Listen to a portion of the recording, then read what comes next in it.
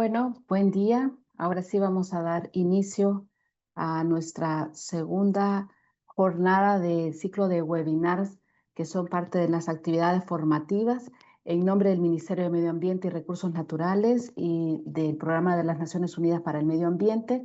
Les damos una cordial bienvenida, agradeciendo su presencia en esta mañana acá con nosotros, donde, como decía, vamos a tener nuestra segunda jornada del ciclo de webinar de las actividades formativas que se enmarcan dentro del proyecto para formular el Plan Nacional de Adaptación de El Salvador.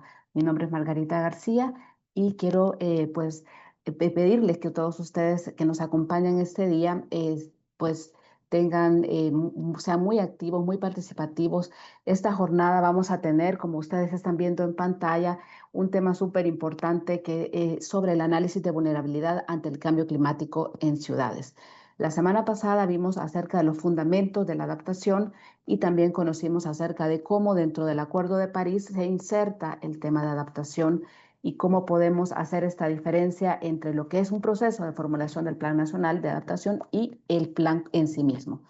Ahora vamos a ver esta herramienta fundamental, vamos a compartir a través de los conocimientos y experiencias de nuestro ponente de este día eh, una de las herramientas básicas y fundamentales a la hora de formular un plan nacional de adaptación, ¿no?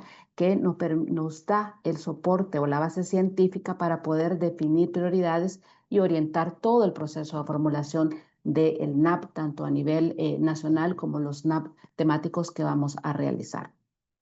Bueno, eh, nuestro ponente va a tener 40 minutos para presentarnos su experiencia y de ahí vamos a dejar alrededor de 10 minutos finales para que ustedes hagan las preguntas, ya sea a través del chat o también pedir la palabra. Nuevamente solicitarles que sean preguntas puntuales o comentarios puntuales y relacionados con la temática que vamos a abordar este día. Así que, y también pedirles que puedan tener su micrófono apagado para que pueda fluir con normalidad y sin interrupciones esta presentación. Bueno, entonces doy la más cordial bienvenida y a la vez el agradecimiento a Sergio Angón. Como ustedes están viendo en pantalla, él es ingeniero civil, cuenta con un posgrado en geociencias, es maestro y doctor en desarrollo sustentable y forma parte del Programa Internacional de Liderazgo para Visitantes eh, y cuenta con de los Estados Unidos de América en ciudades sostenibles y cuenta con más de 18 años de experiencia en campos relacionados a la ingeniería civil, la conservación de los recursos naturales, el diseño e implementación de soluciones basadas en la naturaleza en ciudades, análisis de vulnerabilidad ante el cambio climático y políticas públicas que faciliten la adopción de enfoques de adaptación al cambio climático en la planificación o planeación urbana. Actualmente, Sergio es consultor senior en adaptación al cambio climático y colabora con el Instituto Global para el Crecimiento Verde o triple GI. Y bueno, y está donde está en la elaboración del Plan Nacional de Adaptación de México. Así que sin duda vamos a tener una gran ponencia este día. Agradecemos nuevamente a Sergio su participación y nos va a contar todas las experiencias que él tiene, ¿no? En casos muy concretos de aplicación de adaptación en ciudades. Así que sin más, voy a cederle la palabra a Sergio y nuevamente pedirle su participación hacia el final de la presentación. Muchísimas gracias, Sergio, y adelante. Muchas gracias, Margarita. Gracias al PENUMA y al todo el equipo del NAP de El Salvador. Es para mí un gusto estar hoy con todas y todos ustedes. Voy a compartir mi pantalla. Por favor, avísenme si ya están viéndola. Modo presentación hace falta nada más. Ahora sí, Listo. adelante. Listo. Bueno, pues hoy vamos a abordar el tema de evaluación de la vulnerabilidad ante el cambio climático en ciudades. Vamos a ver un caso de estudio en la parte norte de México, La Paz, Baja California. Se trata de una ciudad costera, como ustedes pueden ver en esta fotografía, que está básicamente enfrentando problemas relacionados con el cambio climático expresados en tormentas, huracanes, sequías y en general un estrés hídrico que está afectando a la mayoría de las ciudades de América Latina y el Caribe. nadie extraño saber que ahora las ciudades, al tener una gran acumulación de personas, pues se enfrentan a este tipo de retos relacionados con el cambio climático, ¿no? Esta variabilidad que nos ocupa hoy y que podrá ser un verdadero reto hacia el futuro para el desarrollo urbano de las ciudades. A continuación voy a mostrarles en forma rápida el marco metodológico para la evaluación de la vulnerabilidad en materia de adaptación ante el cambio climático. Primero, se evalúan los peligros ante el cambio climático, como pueden ser inundaciones, deslizamientos de laderas, derrumbes, incendios forestales, etcétera, ¿no? Huracanes, tormentas. Después se realiza la exposición, que se trata de averiguar el número de personas, sistemas productivos y ecosistemas que están expuestos a estos peligros relacionados con el cambio climático. Por otra parte, también se aborda la perspectiva socioeconómica de las personas a través de la sensibilidad, que se trata de averiguar dónde están esas personas que por sus condiciones de vida son más frágiles ante estos peligros relacionados con el clima. Una vez con eso, se procede a evaluar la presencia o ausencia de ecosistemas que amortiguen los impactos del cambio climático. Se evalúan los servicios ecosistémicos como provisión superficial de agua, recarga de los acuíferos, flujos rápidos, flujos lentos, captura de carbono, retención de suelos, etcétera. Y una vez que se tienen todos estos, digamos, insumos desarrollados, se procede a evaluar ahora sí la vulnerabilidad, que no es más que una función de los peligros, más la exposición, más la sensibilidad y más o menos la capacidad adaptativa. Aquí pudiéramos entender a la capacidad adaptativa como los manos de la naturaleza que nos protegen del cambio climático. Eh, Vamos a abordar ahora en forma ya muy particular cómo están los peligros relacionados con el clima en esta ciudad. Como ustedes pueden ver, se trata de una ciudad costera que tiene toda esta cuenca que le aporta servicios ecosistémicos a esta ciudad, y que por ella discurren todos los servicios ecosistémicos, el agua básicamente, que es uno de los objetos de conservación de este tipo de análisis para emprender acciones de adaptación ante el cambio climático. Como ustedes pueden ver, aquí no se aprecia en términos de la ciudad el potencial natural de inestabilidades de laderas, que es una combinación de los derrumbes y los deslizamientos de tierra. Sin embargo, si le ponemos un zoom, podemos ver en la parte más medular, que es lo que nos interesa de las ciudades, dónde están distribuidos estos peligros, ¿no? Aquí hay categorías de potencial medio y alto únicamente, con el fin de ejemplificar dónde de verdad hay que empezar a hacer acciones de adaptación. ¿Por qué? Pues porque las personas ya están viviendo ahí o muy cerca de ahí, donde se pueden expresar estos peligros relacionados con el clima, que si no se hace nada, pues derivan en situaciones de riesgo. Aquí está el potencial natural de erosión, que es esta situación que se sucede con los flujos rápidos y que arrastra sedimentos de toda la cuenca que se van a depositar al mar a través de todas estas redes hidrológicas, y que definitivamente también afectan no solo a los ecosistemas, porque al perder suelo los ecosistemas sufren un desbalance y los ecosistemas empiezan a cambiar, sino también que las ciudades empiezan a tener más asolve en los ríos, menos capacidad de canalización en los ríos, y por lo tanto los sistemas de drenaje también se ven afectados. Aquí a nivel ciudad ustedes pueden ver dónde es que se están sucediendo la mayor cantidad de arrastre de sedimentos, dónde se están depositando en la parte de la ciudad, cosa que es, como ustedes pueden ver, para el desarrollo urbano todo un reto, porque justo hacia donde están estas zonas de potencial medio es que hacia allá está creciendo esta ciudad tan importante para México. Ahora vemos el potencial natural de inundación, que no es más que la acumulación de agua. Y como ustedes pueden ver, pues a nivel de cuenca quizá no represente, no se vea tan extremoso esta situación de las inundaciones, ¿no? Porque tiene potenciales desde muy bajo hasta muy altos, y esto fue calculado con un evento de periodo de retorno de 10 años, ¿no? Cada 10 años, digamos, que se podría estar presentando una situación de esta naturaleza. Sin embargo, cuando nos vamos a la zona donde hay más personas expuestas, pues miren, este potencial natural de inundaciones hacia la zona de crecimiento de la ciudad es bastante significativa. Pero no solo eso, este arroyo que parte, digamos, la ciudad en dos, también es un muy alto potencial de inundación que también se ve expresado en la zona centro de la ciudad y en la cinta costera, que es donde más Producto Interno Bruto se desarrolla a través de las actividades turísticas.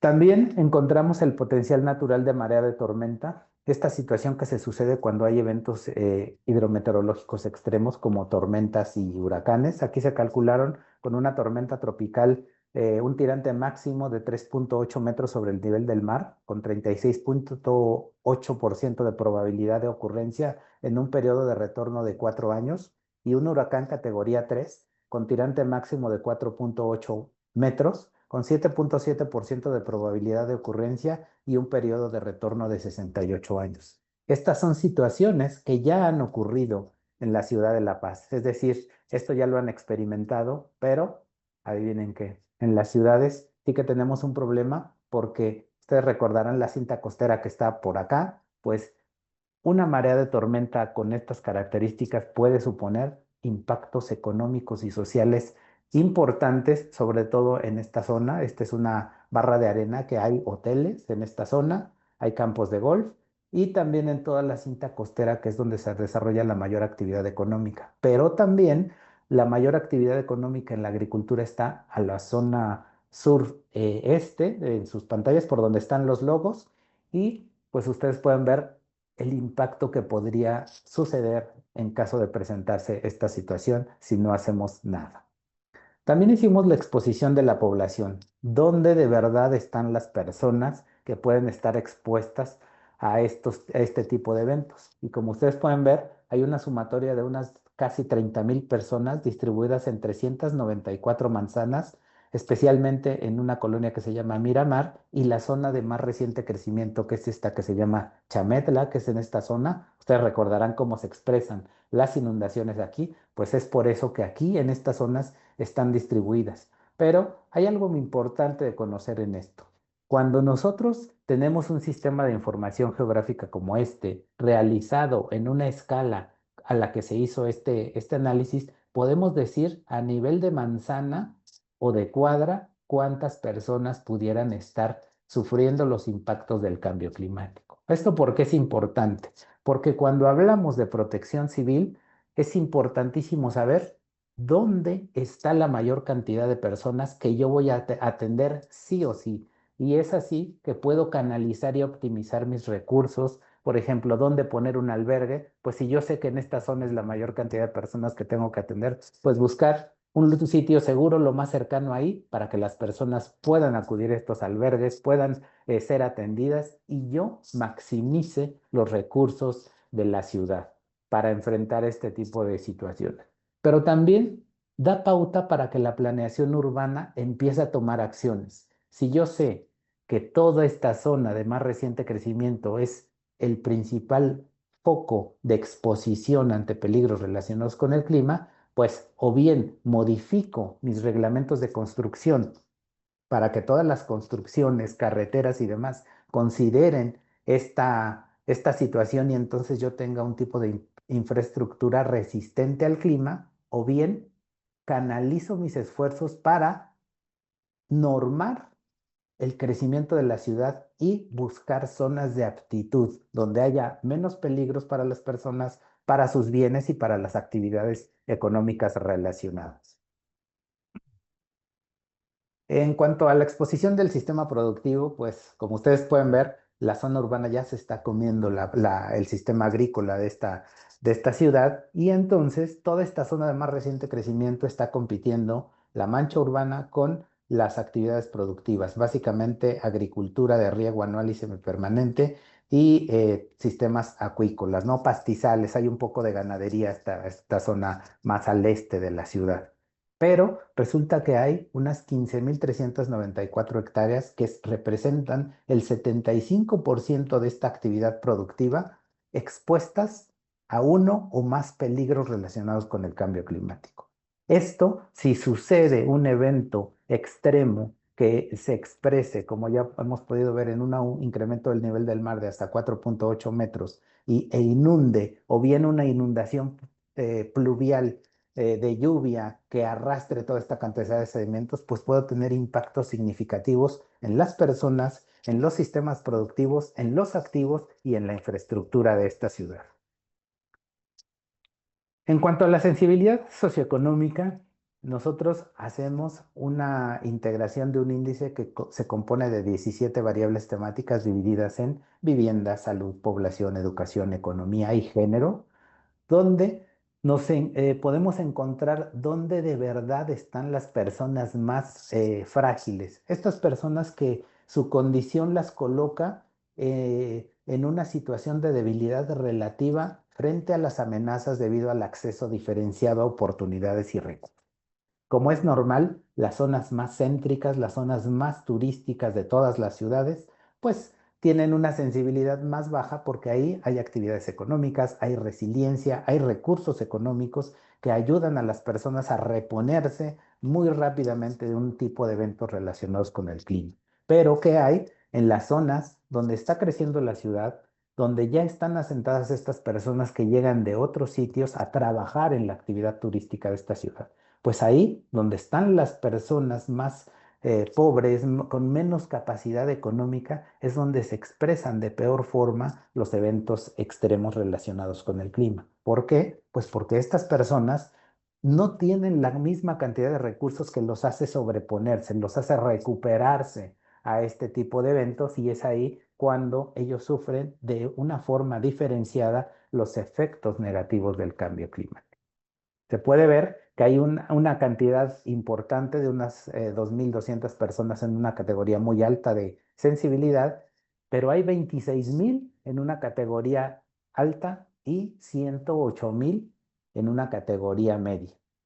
Es importante conocer qué porcentaje de la población puede estar expuesta justo para optimizar y justo también para ir pensando en qué tipo de acciones de adaptación ante el cambio climático tengo que hacer, dónde las tengo que hacer y para enfrentar qué tipo de peligros relacionados con el clima. Es así que a través del sistema de información geográfica se puede ir nuevamente a estas unidades de análisis, que en este caso son áreas geoestadísticamente representativas, y saber cuánta población vive aquí y a qué está expuesta, si a inundaciones o a erosión o a deslizamientos de laderas, etcétera. O en este caso de la cinta costera y esta parte de donde están los aspectos más turísticos, pues a la elevación del nivel del mar por marea de tormenta. En cuanto a la capacidad adaptativa, digamos que es la parte bonita, la parte que justo balancea la ecuación de la vulnerabilidad, esto que los ecosistemas nos ayudan a proteger. Aquí evaluamos la capacidad adaptativa a través de la provisión superficial de agua, es decir, cuánta agua potencialmente nos ofrecen los ecosistemas que rodean a la ciudad y donde se surte de agua esta ciudad acá en México. Podemos ver que los bosques de encino y la selva baja al sur y sureste de la cuenca pueden proveer hasta 505,8 hectómetros cúbicos por año. Y los que menos agua aportan a los acuíferos son los territorios aledaños a la Bahía de La Paz, esta zona cercana a la ciudad, la agricultura de riego y las zonas urbanas. ¿Por qué? Pues porque en las zonas urbanas ya está todo impermeabilizado por el asfalto, el concreto, y pues todo se va al mar. Digamos que el servicio ecosistémico llueve, pero se va al mar y no se puede aprovechar. En oposición a donde hay ecosistemas más sanos, como los bosques que están en la parte alta de la cuenca, en donde esta misma conformación del ecosistema, del suelo, del dosel, de todo el sistema, ayudan a que esta agua se infiltre al acuífero y justamente la ciudad de La Paz pueda obtener agua. Comentarles que la ciudad de La Paz básicamente funciona con agua subterránea y están en un peligro latente porque actualmente esta ciudad está ya sacando agua salobre de su principal batería de pozos. ¿Esto qué quiere decir? Pues que yo tengo que empezar a regular la forma en que consumo el agua a través de revisión de tarifas, puede ser, o a través de campañas de sensibilización, de tal forma que no llegue o idealmente disminuya la cantidad de desaladoras que sean necesarias para responder a la demanda de agua en esta ciudad. Actualmente no hay desaladoras públicas en esta ciudad, pero sí que los hoteles y los principales centros turísticos ya están invirtiendo en equipos desaladores para justo mantener las condiciones de habitabilidad de esta importante ciudad turística. En cuanto a la retención de sedimentos, pues los ecosistemas boscosos nuevamente son los que nos protegen de esta erosión, ¿no? Estos ecosistemas actualmente son capaces de retener unas 4.100.000 toneladas de sedimentos, los mantienen acá donde son necesarios para que funcionen los ecosistemas y básicamente están en estas sierras donde se ven más un azul un poquito más oscuro y las zonas que ofrecen más erosión hídrica están muy próximas a la ciudad. Allí donde casi no se puede retener el sedimento, es ahí donde está la zona más próxima a la ciudad. Y pues la erosión hídrica es de unas 8.36 toneladas, millones de toneladas por año. Es decir, el suelo de esta cuenca se está erosionando, se está yendo al mar cada vez que hay eventos relacionados con el clima que son extremos. Tormentas, huracanes, lluvias extremas. ¿Por qué? Pues porque en la medida que desequilibramos o degradamos los ecosistemas que los retienen, que ayudan, que facilitan la retención de suelo y encima no hacemos ninguna obra de adaptación para retener el suelo, pues entonces estamos facilitando que ese suelo, esos sedimentos se vayan al mar. Y con eso, no solo los ecosistemas sufren, sino que los sistemas productivos, por ejemplo, la agricultura, al no contar con suelo, pues sea menos productiva año con año. Esto tiene impactos no solo en la sociedad, sino también en la economía de esta ciudad. Aquí vemos el servicio ecosistémico de recarga de acuíferos, estas condiciones que aportan o potencialmente pueden aportar agua para la recarga de los acuíferos. Nuevamente podemos ver que los ecosistemas mejor conservados, los bosques de encino, aquí son las estrellas de la infiltración de agua. Sin estos ecosistemas, la ciudad no pudiera seguir contando con agua relativamente dulce ahora que tenemos intrusión salina, ¿no? Las zonas agrícolas no permiten tanto la infiltración, pero sí algo, digamos que están en la parte media. Y las zonas urbanas definitivamente no infiltran agua, porque les quiero comentar que la ciudad de La Paz, como ustedes han podido ver en ese promo del webinar, así se ve de árida la ciudad de La Paz. No hay casi áreas verdes, no hay una planeación urbana que sea sustentable para esta ciudad y pues es ahí el momento en que cuando el agua falta, pues es un problema. Así también cuando tenemos un exceso, también puede ser un problema, porque también hacemos el análisis de flujo rápido que corresponde con escurrimientos extraordinarios en áreas agrícolas y urbanas que pueden causar inundaciones. Ya recordábamos cómo se ven estas inundaciones. Voy a regresar rápidamente para que vean. Todo esto, este potencial es debido a los flujos rápidos, a que no hay nada que frene esta lluvia que cae en forma extrema y entonces viene arrastrando cualquier cantidad de sedimentos y pues afecta a la ciudad, a los sistemas productivos y a las personas. Vamos a regresar aquí a la capacidad adaptativa y justo cuando integramos estos servicios ecosistémicos, también incluida la captura de carbono, que en esta ocasión no la incluyo ahí, pero también está calculada, esto lo pueden ver ustedes en la publicación completa del análisis. Cuando priorizamos los servicios ecosistémicos hidrológicos de esta cuenca, pues nos encontramos que nuestras principales zonas de conservación corresponden a estos ecosistemas que nos ayudan a contar con agua, a contar con suelo para mantener, uno, la seguridad de la población y dos, las actividades productivas que de ellos dependen, ¿no? El agua es digamos, un ente articulador que permite o ojalá permitiera poner a todos de acuerdo, pero también es ese eje articulador que pasa por todas las actividades humanas, ya sea productivas o de soporte de vida. En ese sentido, tenemos zonas de muy alta prioridad, alrededor del 30% de la superficie de esta cuenca es de muy alta prioridad, que corresponde a la selva baja caducifolia, que concentra el 98% de la superficie de esta categoría con unas 69,000 hectáreas. Y así como ustedes pueden ver, la zona de la ciudad está en rojo porque no aporta casi servicios ecosistémicos.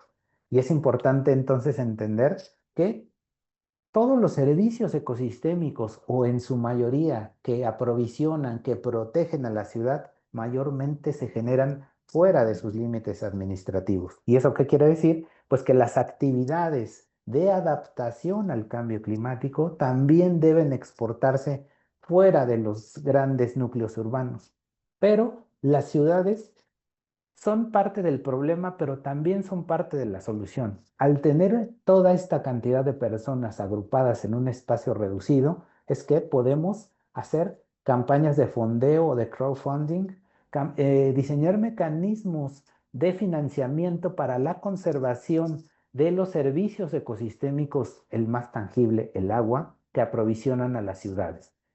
Mecanismos innovadores, esto que seguramente ustedes ya han abordado o van a abordar después de financiamiento, como instrumentos de captura del valor del suelo, captura de plusvalías, compensaciones por servicios ecosistémicos hidrológicos, compensaciones por impactos ambiental de nuevas construcciones, una optimización del sistema catastral para que las personas paguemos lo que nos corresponde por el agua que nos estamos consumiendo de estos ecosistemas que la proveen. ¿Cómo podemos decirles a las personas que son propietarios de estos ecosistemas que nos aportan agua, que nos la sigan cuidando si no estamos dispuestos a hacer inversiones significativas en su conservación? Estas personas también tienen medios de vida que requieren ser mejorados para que esos ecosistemas se conserven y todos en las ciudades tengamos agua.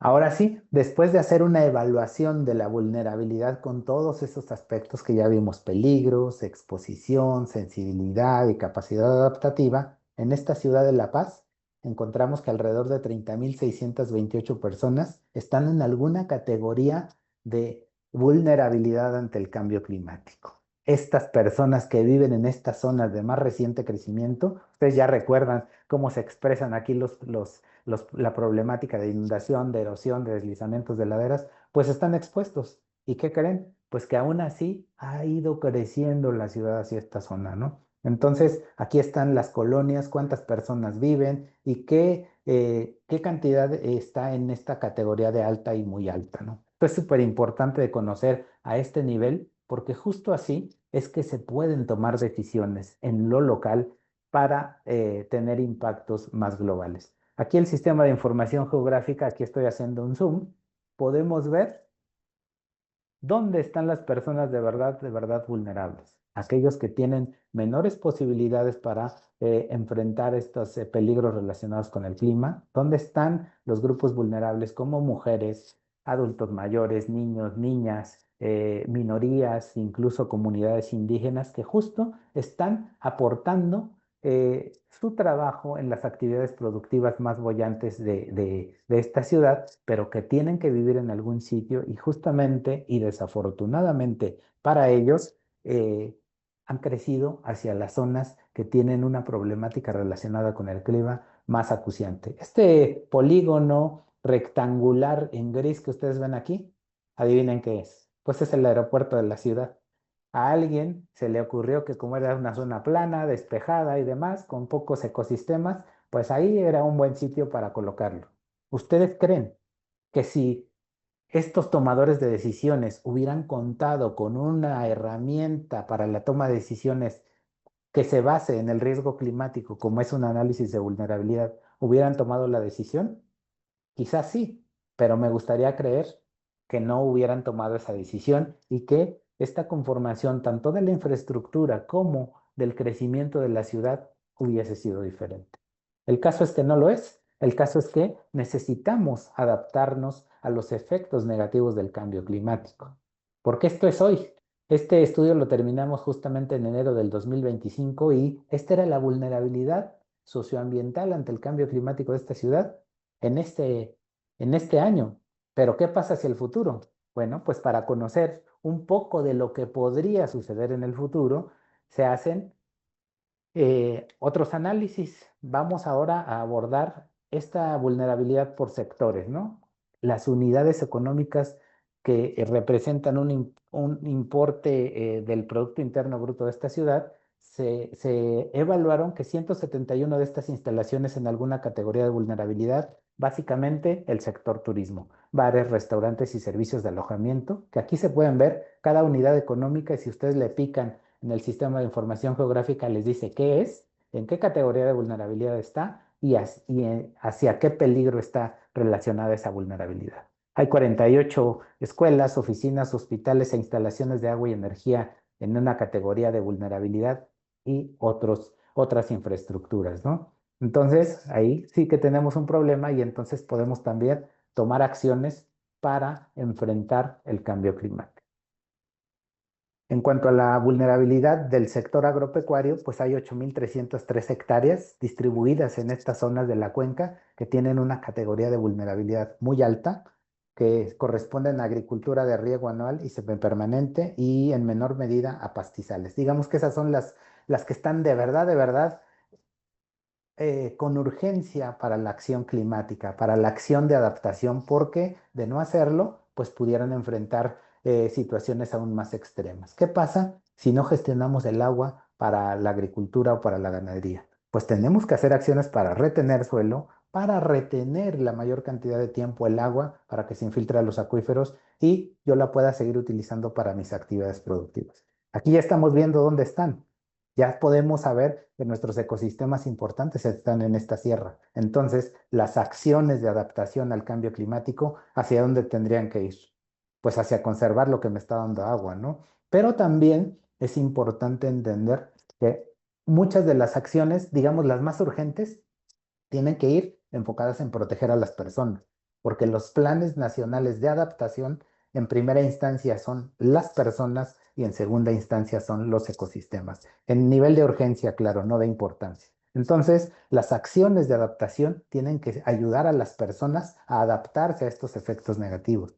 Pero también recordarles que las acciones de adaptación al cambio climático tienen beneficios en el mediano y en el largo plazo.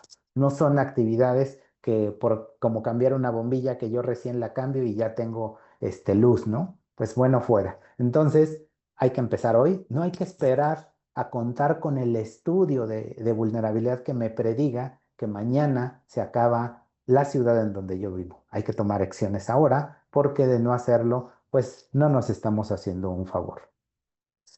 En cuanto a la infraestructura vial, hay 87.8 kilómetros de vías primarias y secundarias en esta ciudad y 52.7 de ellos están en una categoría de vulnerabilidad alta, principalmente asociados a vías que comunican La Paz con el Carrizal Sur y vialidades de tercer orden. Es decir, si ustedes ubican su casa, digamos que ustedes vivieran en esta ciudad y ubican su casa, ya, bueno, pues mi casa no está en una categoría de inundación, no me voy a inundar, pero ¿qué hay?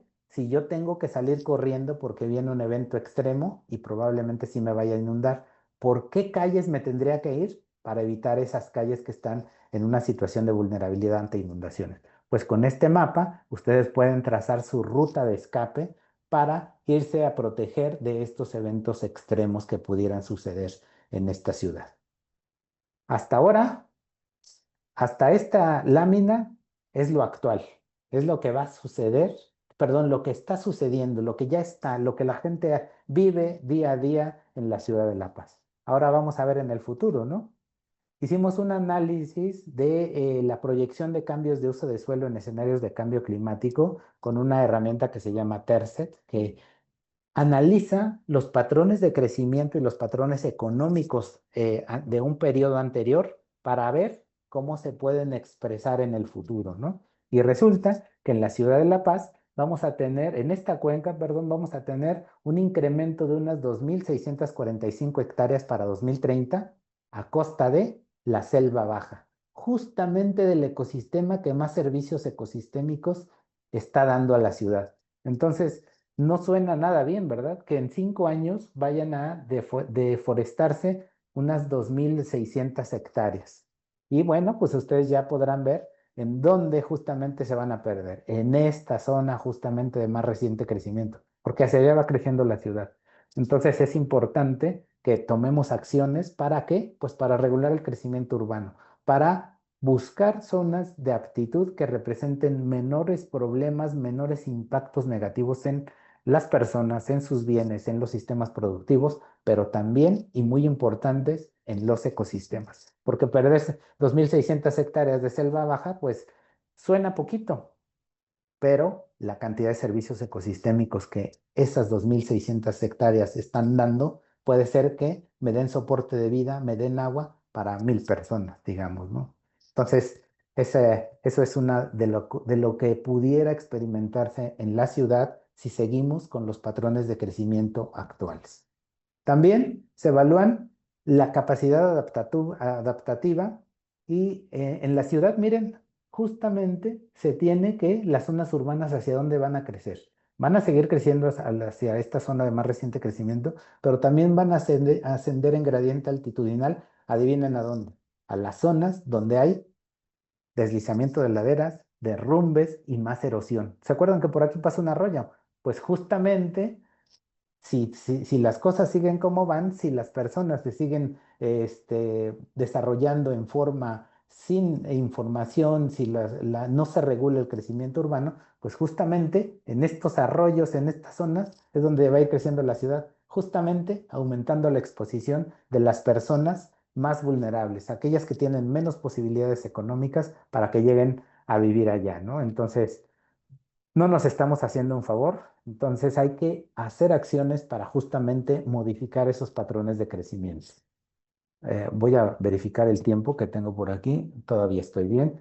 Voy a tomarme 5 minutos más. Aquí hacemos un análisis climático en escenarios de cambio climático para ver la cantidad de días húmedos consecutivos en 2030, 2050, 2070 y 2100 en escenario RCP 4.5 y RCP 8.5. Y pues podemos ver que en términos de precipitación, que son los primeros tres índices climáticos, hay una erraticidad.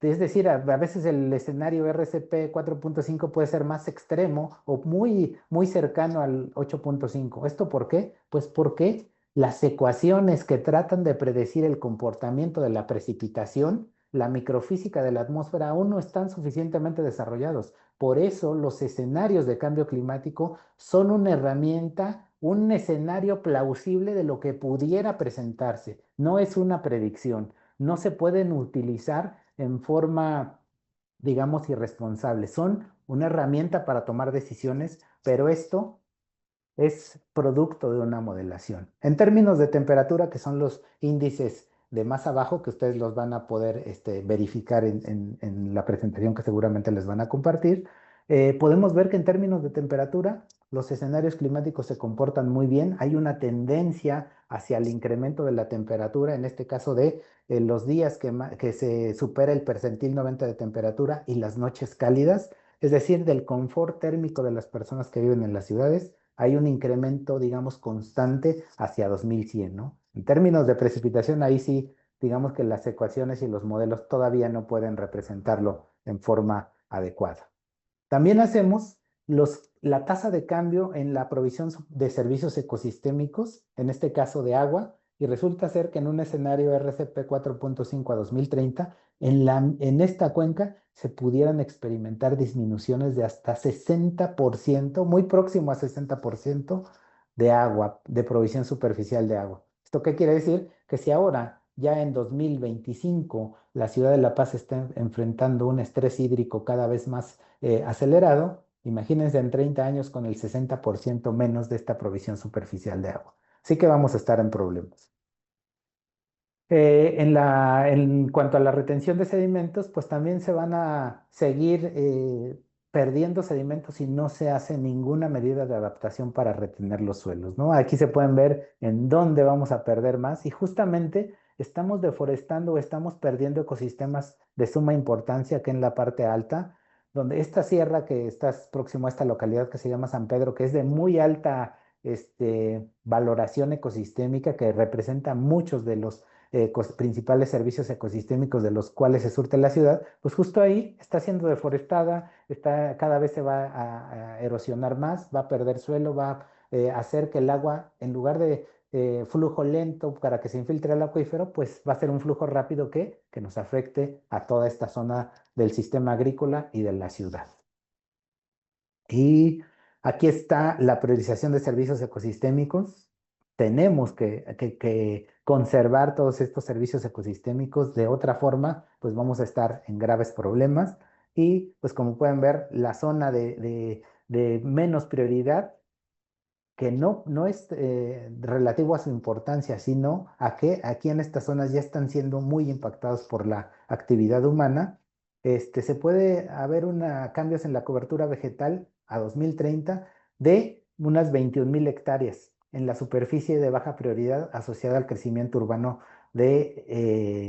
a costa de la selva baja. Es decir, a 2030 pudiéramos estar perdiendo no solo la parte que crece en la ciudad, sino los sistemas productivos están también expandiendo hacia zonas donde estén menos erosionados, donde aún llueve más, y es así que podemos perder aún más selva baja, este ecosistema que nos está representando no solo servicios ecosistémicos a la ciudad, también está ayudando a proteger de esta erosión, de estas inundaciones y de esta saturación de los sistemas de evacuación de aguas en esta ciudad. Y bueno, ya como diapositiva final, aquí está la vulnerabilidad, lo que se pudiera enfrentar a 2030, y se recordaban que en 2025 tenemos alrededor de 30,000 personas en una categoría de vulnerabilidad alta y muy alta. Pues en 2030, si no hacemos nada, estaríamos por este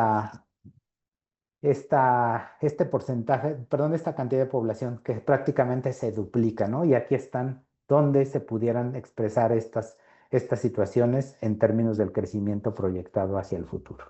Y esta es la diapositiva final, que son aspectos clave para la adaptación, pero seguramente van a salir estas preguntas en el marco de este webinar. Entonces lo dejo aquí compartido para que ustedes puedan realizar sus preguntas, y quedo pendiente y a sus órdenes. Muchísimas gracias, Sergio. De verdad, muy interesante todo lo que nos ha presentado en esta mañana. Bueno, partiendo de la experiencia de la ciudad de La Paz en Baja California, México, donde nos planteó el marco metodológico para el análisis de vulnerabilidad, comenzando por los peligros, por la exposición, las amenazas, ¿verdad? Y también la capacidad adaptativa, que es súper relevante, donde se destacó el rol de los servicios ecosistémicos, ¿no? De la importancia de cómo estos ecosistemas no son, por un lado, soporte, pero también regulación, por ejemplo, hídrica, y nos plantea también la importancia de otras herramientas como los sistemas de información geográfica para los análisis, tanto del presente, pero también del futuro, sabiendo que las ciudades van a seguir creciendo en todas partes del mundo, las ciudades están aumentando, la urbanización está creciendo. Entonces, ¿cómo son herramienta importante para la planificación, para poder también definir las medidas de adaptación? Y algo que quedó muy grabado es cómo los NAP, en primer lugar, van orientados a la protección de las personas, ¿verdad? Como primera línea, y luego, por supuesto, a los ecosistemas, considerándoles el papel vital que juegan precisamente en dar beneficios a la población, ¿no? Y bueno, también esa última parte de cómo yo puedo proyectar, ¿verdad? Dónde va a crecer más, y entonces la población, las ciudades, y cómo entonces también debo poner el foco en esas medidas que son tan necesarias para tratar de reducir los riesgos, sobre todo de nuevos asentamientos, nuevas urbanizaciones en las ciudades, que el territorio es el mismo, pero se van expandiendo. Y también la parte que usted menciona de cómo las medidas de adaptación en ciudades, muchas de ellas van más allá de las ciudades, es decir, cómo en las áreas urbanas perdón, rurales o periurbanas, también hay que poner la atención en esos sitios, porque al final todo está íntimamente vinculado. Bueno, de verdad muy interesante, creo que también nos deja muchos retos para nosotros que vamos a iniciar nuestro proceso de elaboración del NAP, de la coordinación también, que es importante, la generación de datos, el manejo de estas herramientas para que podamos tener el mejor análisis posible, sin olvidar lo que también usted mencionaba, de no esperar a tenerlo todo para empezar a actuar, para empezar a definir las acciones, porque los resultados son a un medio y largo plazo. Así que muchísimas gracias. Debo decir que ya tenemos algunas preguntas en el chat y también algunos comentarios que me voy a permitir leer para que usted nos dé sus impresiones. El primero, bueno, dice, buen día, tengo una pregunta. ¿Esto requiere de articulación interinstitucional? Es decir, toda la información baseada en el sistema de información geográfica requiere de la participación del gobierno local, central o federal. ¿Es gratis? ¿Quién lo actualiza? ¿Cómo se testea? ¿Cabe la valoración de actividades económicas? Son varias preguntas, la verdad, en una sola. Así que le dejo Sí, para empezar esa. Adelante. gracias. Definitivamente el diseño y el desarrollo de este tipo de análisis de vulnerabilidad requiere una coordinación de todos los niveles de gobierno. En el caso de México hay tres niveles: el federal, el estatal y el local, ¿no? El de la ciudad, el gobierno de la ciudad en este caso. Eh, para llevar adelante este tipo de análisis, nosotros iniciamos, y bueno, yo formo parte de esta consultora que se llama Pares. Nosotros nos dedicamos a hacer, entre otras cosas, este tipo de análisis de vulnerabilidad. Iniciamos con una coordinación interinstitucional con estos niveles de gobierno, enfocada en establecer un piso común de lenguaje, que todos entendamos el objetivo de contar con una herramienta para la toma de decisiones de esta naturaleza, y empezamos la construcción con todos los actores clave. Hacemos un mapeo de actores clave y los involucramos desde el inicio. Vamos socializando los resultados y haciendo, digamos que, la identificación de medidas y de soluciones basadas en naturaleza en conjunto con estos niveles de gobierno, de tal forma que logremos incidir en política pública. Les quiero decir que tanto este estudio como el de otra ciudad costera que hicimos, que es la ciudad de Mazatlán, que está, digamos, más o menos cerca, ya han sido integrados estos resultados en los programas de desarrollo urbano.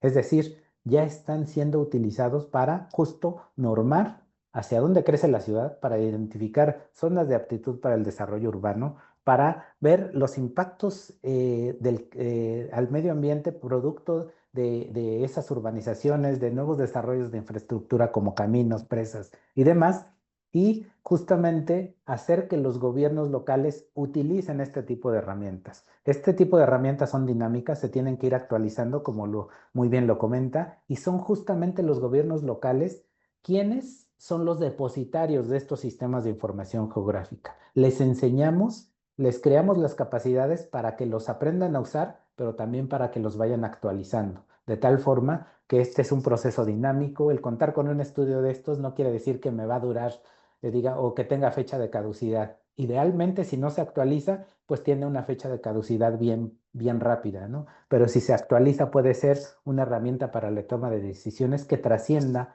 administraciones. Y no, este tipo de análisis no son gratuitos. En este caso fue fundado con fondos del Green Climate Fund y de dos organizaciones en el territorio en México, que es la Fundación Gonzalo Río Arronte y el Fondo Mexicano para la Conservación de la Naturaleza. Es decir, utilizamos fondos nacionales e internacionales para el desarrollo de este tipo de análisis, con el objetivo de que los gobiernos locales, subnacionales y federales adopten medidas de adaptación ante el cambio climático y puedan ir construyendo capacidades para enfrentar el cambio climático, ahora expresados en los planes nacionales de adaptación. Digamos que esta metodología que ahora estamos construyendo también el NAP de México, que este tipo de metodologías sean apropiadas para que todos puedan desarrollar este tipo de análisis en el territorio, y así todos hagamos un análisis de toma de decisiones basado en riesgo climático. Cambio. Gracias a Emperatriz también por su pregunta. Y ahora tengo otra pregunta acá de Gonzalo Deras, que dice, buenos días, ¿qué información cualitativa o cuantitativa se considera para elaborar el mapa de priorización de servicios ecosistémicos? ¿Y qué criterios se incluyen para definir la escala de priorización? Bueno, ese es un análisis bastante complejo. Yo no soy el experto en Invest, pero bueno, lo que te puedo comentar es que la, la evaluación de los servicios ecosistémicos se hace con esta herramienta que se llama Invest, que forma parte del proyecto de Natural Capital Project de la Universidad de Stanford, que fue quien desarrolló esta herramienta, y se trata de modelos que toman en cuenta la topografía, la evapotranspiración, los análisis climáticos, los escenarios de cambio climático, la cobertura vegetal, los tipos de suelo para evaluar estos servicios ecosistémicos. ¿Y nosotros cómo los priorizamos? Pues justamente hacemos cruces entre todos los servicios ecosistémicos para encontrar geográficamente dónde están las zonas o los polígonos que tienen que ver con los, digamos, los píxeles que más servicios ecosistémicos representan. Y con base en esa identificación de los píxeles que tienen más provisión de servicios ecosistémicos, hacemos un rompimiento natural y entonces contabilizamos las superficies, digamos, con 5 servicios ecosistémicos, pues este píxel tiene 5 de valor. Y los que tienen un servicio ecosistémico solamente, pues solamente tendrán uno. Entonces, es una priorización enfocada en la mayor cantidad de servicios ecosistémicos que este tipo de cobertura vegetal puede ofrecer. Espero haber sido medianamente claro, Gonzalo. Gracias. Bueno, hay otra pregunta de Giuseppe Nerilli que dice, ¿es verdad que la mayor parte de los servicios ecosistémicos se producen en las áreas naturales? Pero, ¿qué hay con los sistemas agrícolas? ¿Cuánto aportan y cuánto podrían aportar si gestionados de otra forma, si se gestionan de otra forma? Claro que sí, Giuseppe. En efecto, los sistemas agrícolas también ofrecen algunos servicios ecosistémicos, solo que estos tienen una vida muy corta, ¿no? Digamos que tenemos un crecimiento vegetal cuando se está, digamos, cuando se siembra y van representando, por ejemplo, captura de carbono, esa biomasa que va creciendo, pero cuando cortas, estás liberando ese carbono. Entonces, los servicios ecosistémicos que prestan son, digamos, de vida corta, ¿no? La infiltración es complicada porque al hacer mucha labranza del terreno, el suelo se va degradando y va compactándose también por el efecto de la agricultura y la ganadería, de tal forma que sí representan servicios ecosistémicos, pero en forma reducida. Y por supuesto, si haces agricultura climáticamente inteligente o agricultura regenerativa o ganadería regenerativa, pues en efecto puedes mejorar los servicios ecosistémicos y las condiciones de esos suelos para ofrecer básicamente captura de carbono e infiltración, ¿no? Que sería lo más tangible que puede ofrecer estas polígonos sujetos a este tipo de manejo. Pero sí tienes razón, se puede, pero justamente hay que hacer acciones de adaptación, hay que crear esas capacidades en los ganaderos, hay que empezar a enseñarles cómo tomar decisiones basadas en riesgo climático, basados en lo que puede suceder en el futuro. Y justamente este tipo de medidas que hoy estamos, digamos, ayudando a identificar, como es el uso de la agroforestería, esto de combinar las milpas intercaladas con árboles frutales, por ejemplo, o los cafetales bajo sombra con milpa mejorada, con el objetivo de ayudar a estos ecosistemas que forman parte de de las actividades productivas a ofrecer una mayor cantidad de servicios ecosistémicos. Espero haber sido claro. Sí, claro que sí. Bueno, ahora tengo otro aquí, otra pregunta de Ana Gómez, quien dice, ¿cómo funcionan los permisos de construcción y las evaluaciones ambientales en estas ciudades? ¿Será importante incorporar en los estudios de impacto ambiental y licencias de desarrollo territorial las medidas de control y adaptación? Por supuesto que sí, Ana. Idealmente para eso son estos análisis de vulnerabilidad y en el caso de la ciudad de Mazatlán ya fue incluido estos resultados.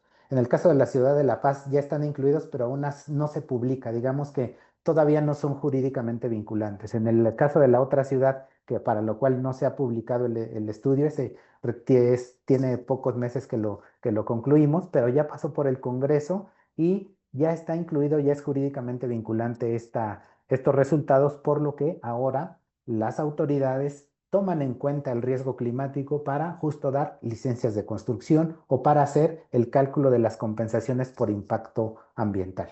Y por supuesto, idealmente para proponer medidas de adaptación al cambio climático, ¿no? En el caso de La Paz, algunas de las medidas que identificamos y que incluso llevamos a cálculo para saber cuánto podrían costarle a la ciudad pasan por la restauración de manglares en esta zona donde puede incrementar de mayor forma los eventos hidrometeorológicos extremos y incluir medidas de conservación de suelos como oasis urbanos en la parte más próxima a la zona urbana y en la zona más alta o donde están los ecosistemas más importantes, pues medidas, obras de retención de suelos como presas de gaviones, barreras de piedra acomodada,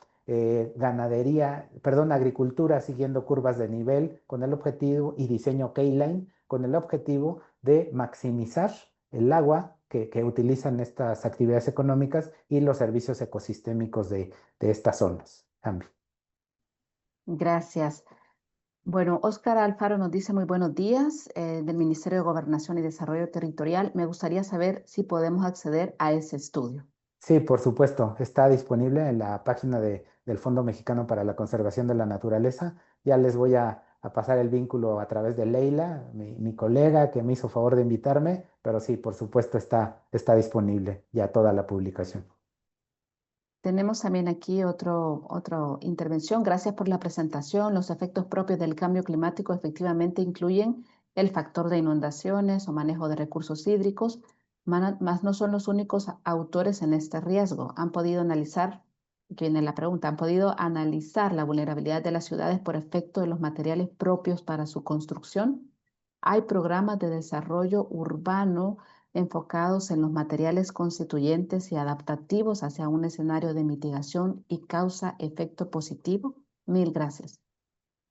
Cristian, es una excelente pregunta. Creo que ese es un camino que aún no está suficientemente desarrollado, ¿no? Esta metodología básicamente se centra en los ecosistemas y en las personas, porque recordemos que el objetivo de los planes nacionales de adaptación es ayudar a las personas a adaptarse a los efectos negativos del cambio climático, utilizando a los ecosistemas idealmente para ayudarse a proteger.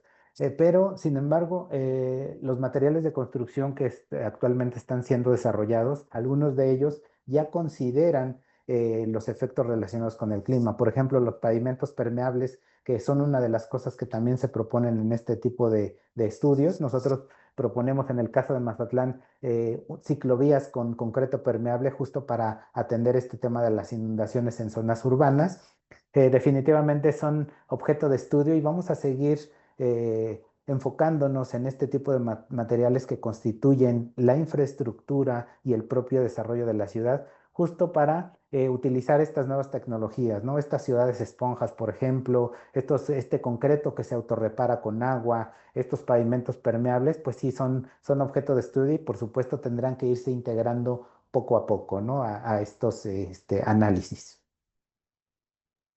Gracias, Cristian, por su pregunta. Ahora Mariana Chávez nos dice muy interesante, Sergio, sin duda contar con información nos ayuda a planificar mejor, a la vez que prepararnos o anticiparnos a eventos climáticos y generar resiliencia.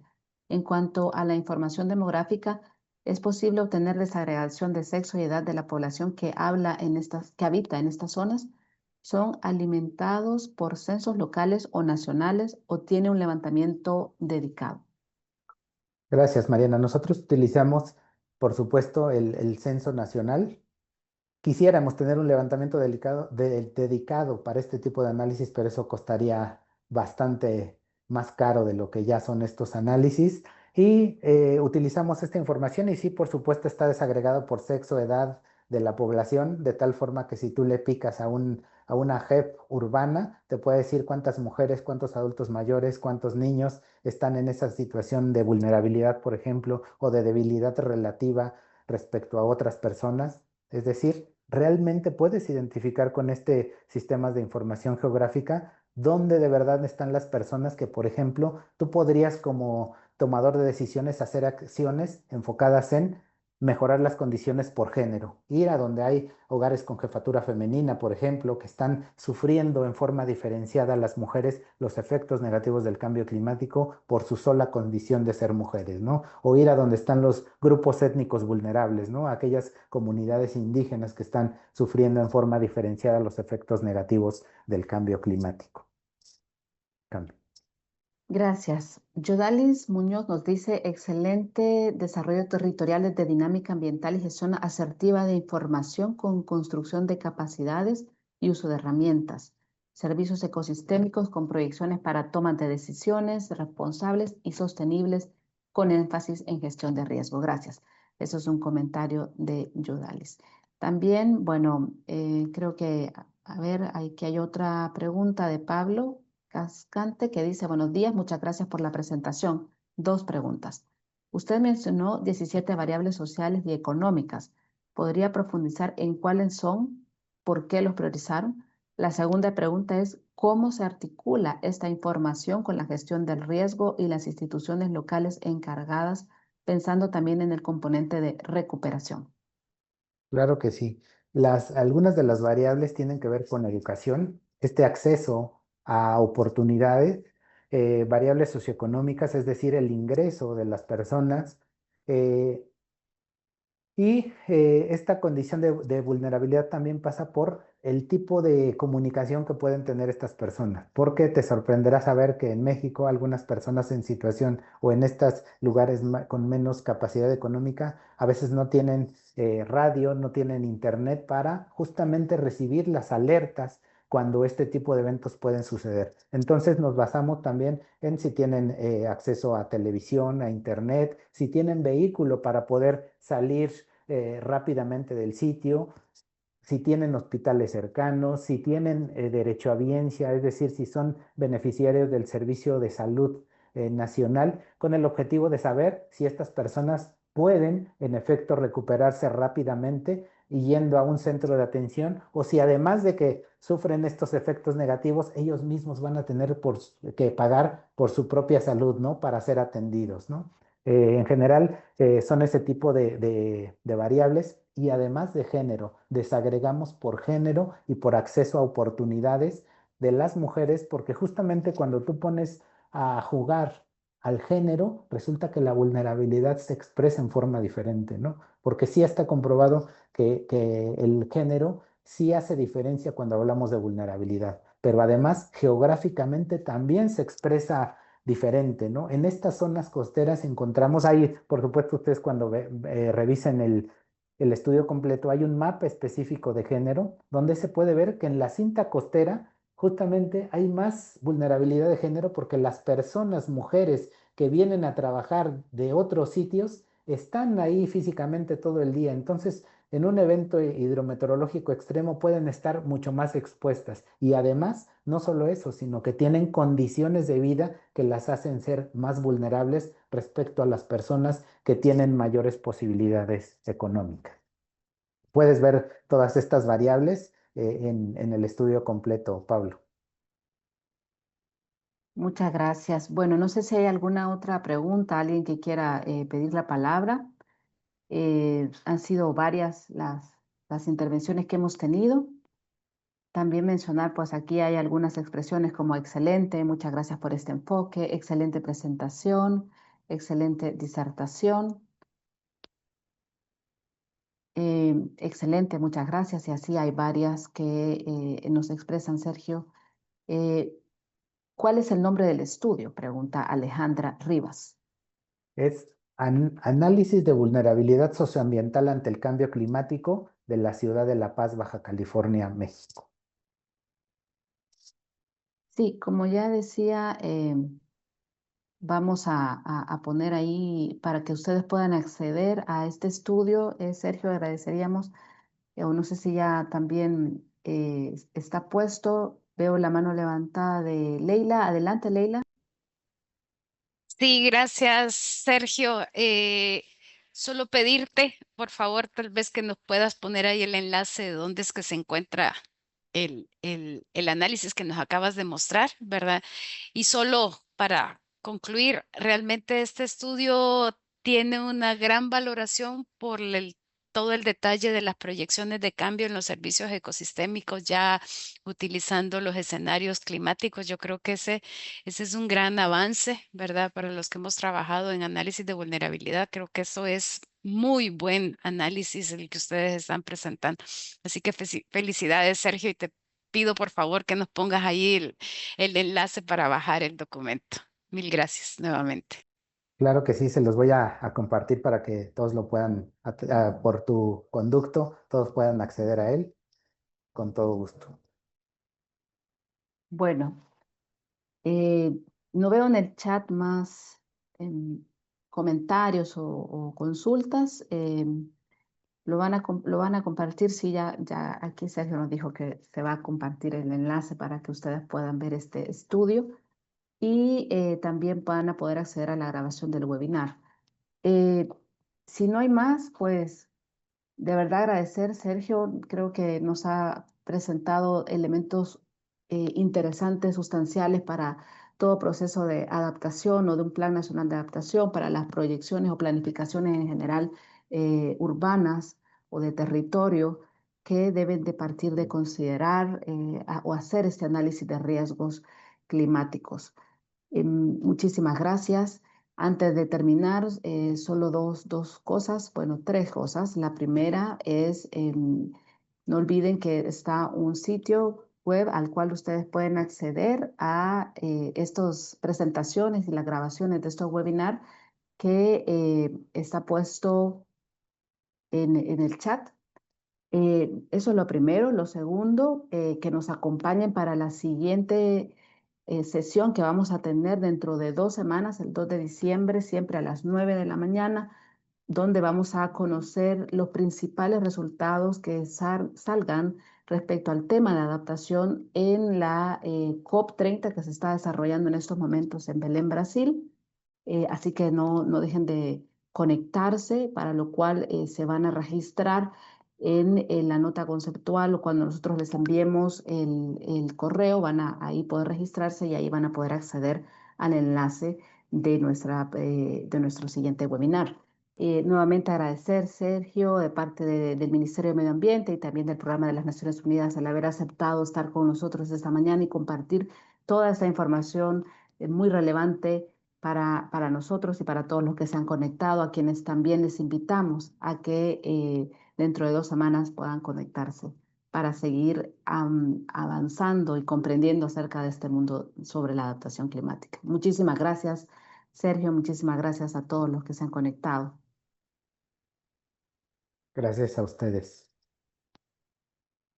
Gracias, colegas de PENUMA. Muchísimas gracias a todos. Les esperamos y pues estamos aquí a la orden siempre de la comunicación con ustedes.